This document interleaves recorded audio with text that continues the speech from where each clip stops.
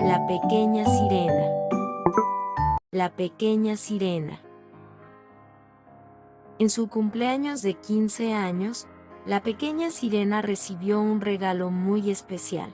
Podría subir a la superficie del mar, nadó feliz hasta la orilla de la playa. Por ahí caminaba un bello príncipe y la pequeña sirena se apasionó por él al verlo. «Debes olvidarlo, eres una sirena, no una mujer», le dijo su padre cuando supo.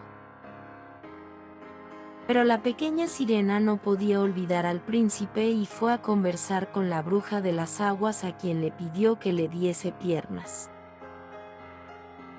«Si es eso lo que quieres, lo tendrás a cambio de tu don más apreciado, tu voz.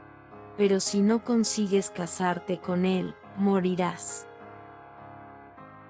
La sirena aceptó.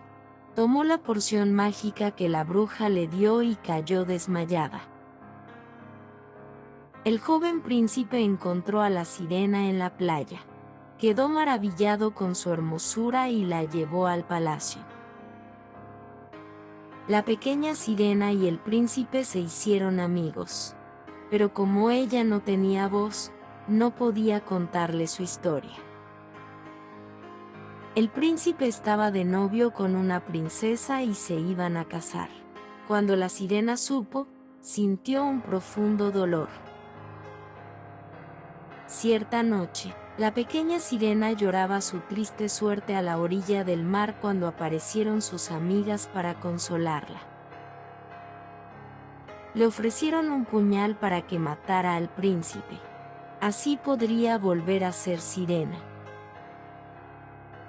Desconsolada, la pequeña sirena se acercó de la cama del príncipe con el puñal.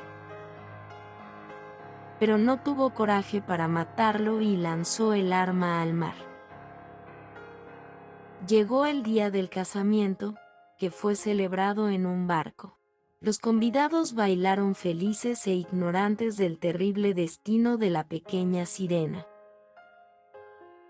La pobre sirena, muda y sola, se lanzó al agua, conformada en transformarse en espuma del mar. Aunque todo pareciera perdido, la sirena no murió. Se volvió una diosa de los mares.